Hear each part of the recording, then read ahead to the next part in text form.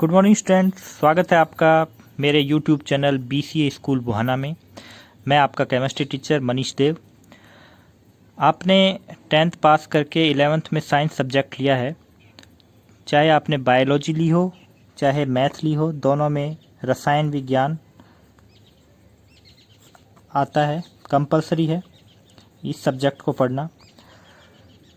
अब की बार सिलेबस थोड़ा चेंज है केमिस्ट्री का। केमिस्ट्री में 14 पार्ट तो पहले भी थे, अब भी 14 ही पार्ट हैं, लेकिन इन 14 पार्टों की 2 किताब बना दी हैं। 7 पार्ट एक किताब में है और 7 पार्ट दूसरी किताब में है। राजस्थान बोर्ड का जो सिलेबस था उसमें ये 14 पार्ट एक ही बुक में थे, और अब की बार क्या कर दिया है, NCERT का सिलेबस है तो 7 पार्ट की एक किताब कर दी है। पहले 7 पार्ट एक किताब में है और दूसरे 7 पार्ट दूसरी किताब में है। और जो पार्ट हैं उनमें भी थोड़ा थोड़ा लिखने में परिवर्तन है, टॉपिक का अरेंजमेंट थोड़ा परिवर्तित है और कुछ नए टॉपिक भी जोड़े हैं, कुछ हटाए हैं। तो इसलिए पुरानी किताबें ना लें, किसी की सेकंड हैंड किताब ना लें या फिर किसी के पुराने नोट्स ना लें। जो हम नोट्स आपको लिखवाएंगे वही नोट्स आपको लिखने हैं, क्योंकि हम पूरे व्यवस्थित तरीके से आपको ये नोट्स लिखवाएंगे। थोड़ा थोड़ा परिवर्तन सभी पाठों में है, और जो किताबें हैं वो नई लें, पुरानी किताबें ना लें। तो बच्चों, रसायन विज्ञान को मुख्यतः 3 शाखाओं में विभाजित किया गया है: अकार्बनिक रसायन, कार्बनिक रसायन और भौतिक रसायन। ये तीनों ही तरह की केमिस्ट्री या रसायन विज्ञान, अकार्बनिक हो चाहे कार्बनिक हो चाहे भौतिक रसायन हो, इन सभी के पाठ हमारे इन 14 पाठों में ही सम्मिलित हैं। इनमें सबसे पहले हम कार्बनिक रसायन को शुरू कर रहे हैं, जिसमें हम कार्बनिक यौगिकों की संरचना, कार्बनिक यौगिकों का वर्गीकरण, कार्बनिक यौगिकों का नामकरण और कार्बनिक यौगिकों की जो रासायनिक अभिक्रियाएं होती हैं उन अभिक्रियाओं में क्या क्या परिवर्तन होता है, क्या गुणधर्म हैं और अभिक्रियाओं की प्रगति किस प्रकार से होती है, वो सब देखेंगे। थोड़ा बहुत नॉलेज आपको 10th में भी हो चुका है। 10वीं क्लास में भी रसायन विज्ञान के 4 पाठ हैं, उसमें भी कार्बन से संबंधित, नामकरण से संबंधित या रासायनिक अभिक्रियाओं के प्रकार से संबंधित जो टॉपिक हैं आप पढ़ चुके हैं, इसलिए आपको समझने में ज़्यादा दिक्कत नहीं आएगी। तो शुरू करते हैं 12 का पाठ, कार्बनिक रसायन, कुछ आधारभूत सिद्धांत तथा तकनीकें। सबसे पहले देखते हैं कार्बनिक रसायन की परिभाषा क्या है। आप सबको पता होनी चाहिए, पता भी होगी, कि रसायन विज्ञान की वह शाखा जिसके अंतर्गत हाइड्रोकार्बन तथा इसके व्युत्पन्नों का अध्ययन किया जाता है कार्बनिक रसायन कहलाती है। हाइड्रोकार्बन क्या होते हैं? ऐसे यौगिक जो कार्बन और हाइड्रोजन से मिलकर बने होते हैं, हाइड्रोकार्बन कहलाते हैं। और इनके व्युत्पन्न, देखिए हाइड्रोकार्बन में तो सिर्फ 2 ही तरह के तत्व होंगे, कार्बन होगा और हाइड्रोजन होगा। जैसे CH4 है तो इसमें कार्बन है और हाइड्रोजन है, इनके अलावा और कोई तत्व नहीं है, तो ये तो हाइड्रोकार्बन है, शुद्ध प्योर हाइड्रोकार्बन है। और हाइड्रोकार्बन के व्युत्पन्न का मतलब है कि हाइड्रोकार्बन में कार्बन और हाइड्रोजन के अलावा भी कोई और तत्व आ जाता है, जैसे CHCl3 क्लोरोफॉर्म है, तो इसमें कार्बन भी है, हाइड्रोजन भी है, लेकिन साथ में क्लोरीन भी है, तो ये हाइड्रोकार्बन का व्युत्पन्न कहलाता है। तो हमने क्या कहा कि कार्बनिक रसायन में हाइड्रोकार्बन या उनके व्युत्पन्नों का अध्ययन किया जाता है। तो कार्बनिक यौगिक क्या हो गए? कार्बन के ऐसे यौगिक जिनमें कम से कम एक कार्बन हाइड्रोजन बंध पाया जाता है, कार्बनिक यौगिक कहलाते हैं। जैसे कि मेथेन, एसीटिलीन या एथाइन, फॉर्मेल्डिहाइड, क्लोरोफॉर्म अभी बात करी थी।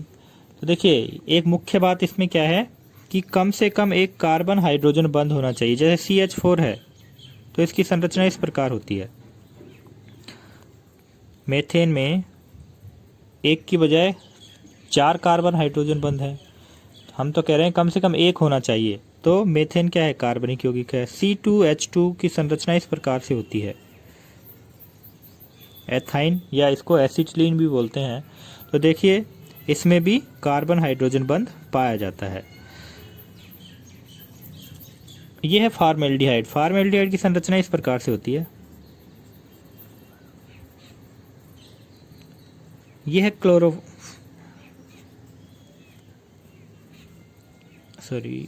H की जगह लिखेंगे Cl। क्लोरोफॉर्म में एक कार्बन हाइड्रोजन बंध उपस्थित होता है, बाकी कार्बन और Cl बंध हैं, CCl बंध हैं, लेकिन एक कार्बन हाइड्रोजन बंध इसमें पाया जाता है, इसलिए ये हाइड्रोकार्बन की श्रेणी में आता है, कार्बनिक यौगिकों की श्रेणी में आता है, यानी कि हाइड्रोकार्बन का व्युत्पन्न है। कुछ ऐसे भी हाइड्रोकार्बन के व्युत्पन्न होते हैं जिनमें कार्बन हाइड्रोजन बंध नहीं पाया जाता, लेकिन वो कार्बनिक यौगिक होते हैं, जैसे CCl4, कार्बन टेट्राक्लोराइड, जिसकी संरचना ये है। इसमें एक भी कार्बन हाइड्रोजन बंध नहीं है, लेकिन ये कार्बनिक यौगिक है। इसी तरह का एक और यौगिक है COCl2, इसे बोलते हैं फॉस्जीन गैस। इसकी संरचना इस प्रकार से होती है।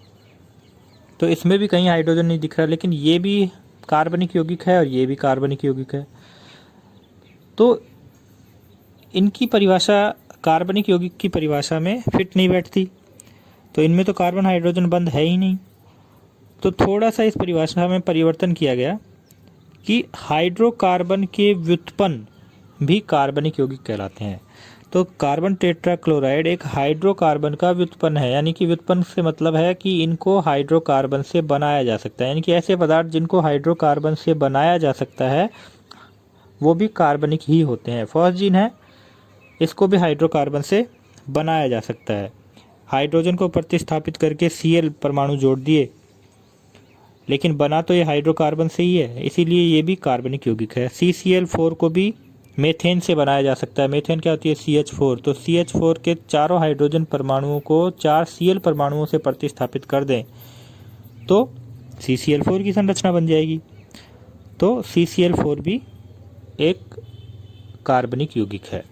तो आगे आगे जैसे इसमें आगे बढ़ेंगे हम समझते चले जाएंगे कि ये कार्बनिक यौगिक है, ये नहीं है। अब देखो, कार्बन मोनोऑक्साइड है, कार्बन डाइऑक्साइड है, पोटेशियम कार्बोनेट है, सोडियम बाइकार्बोनेट है। ये इन सब यौगिकों में कार्बन तो है, लेकिन ना तो इनमें कार्बन हाइड्रोजन बंध है और ना ही ये हाइड्रोकार्बन के व्युत्पन्न है, इसलिए ये कार्बनिक यौगिक नहीं होते। देखिए, अब आप कहोगे सोडियम बाइकार्बोनेट में तो कार्बन भी है, हाइड्रोजन भी है, लेकिन जब इसकी संरचना देखते हैं तो संरचना इस प्रकार से होती है।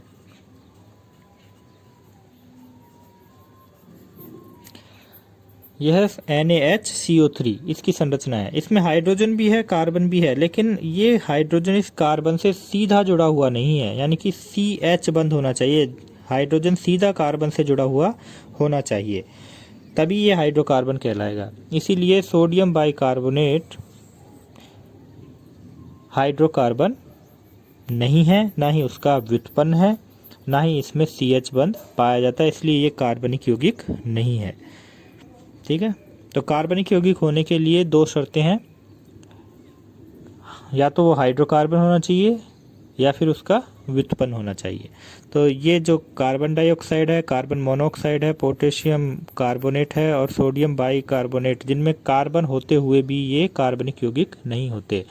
तो अगर आप अभी तक ये सोचते चले आ रहे थे कि ऐसे यौगिक जिनमें कार्बन होता है वो कार्बनिक यौगिक होते हैं, इनके ऊपर ये परिभाषा लागू नहीं होती।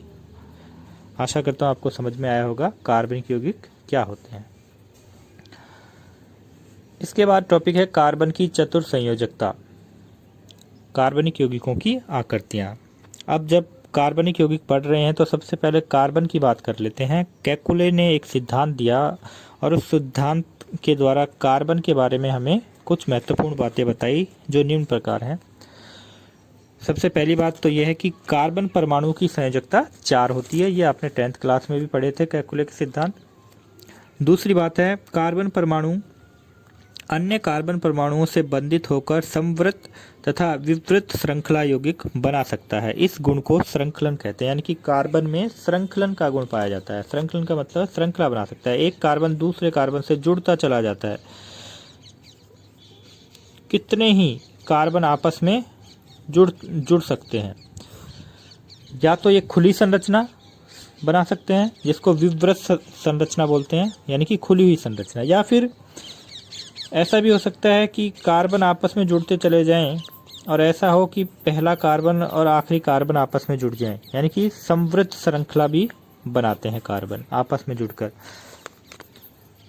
यहाँ से शुरू हुई थी, ये जुड़ते चले गए और ये आखिरी कार्बन भी पहले कार्बन से आकर जुड़ गया, तो ये संरचना कहलाती है समवृत्त या चक्रीय संरचना कार्बन की। तो ये श्रृंखलन का गुण है, यानी कि कार्बन आपस में जुड़कर श्रृंखला का निर्माण करते हैं।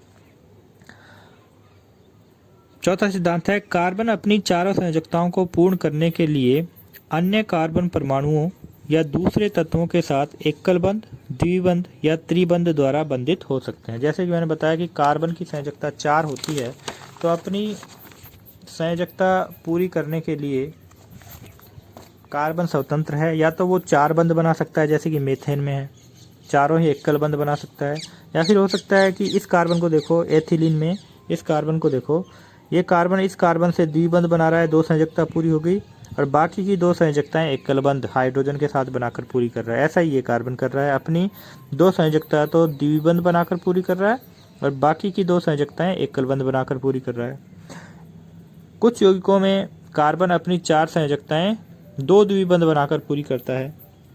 तो यहाँ कार्बन की बात हो रही है, यहाँ ये मत कह देना कि CO2 तो कार्बनिक पदार्थ है ही नहीं। यहाँ सिर्फ कार्बन की संयोजकता की बात कर रहे हैं, कैलकुलर ने वही बताई है कि कार्बन अपनी 4 संयोजकताएं 2 द्विबंध बनाकर भी पूरी कर सकता है, या फिर ऐसा हो सकता है कि जैसे कि मेथिल साइनाइड में है कि कार्बन एक त्रिबंध बना ले और एक संयोजकता एकल बंध से पूरी कर ले।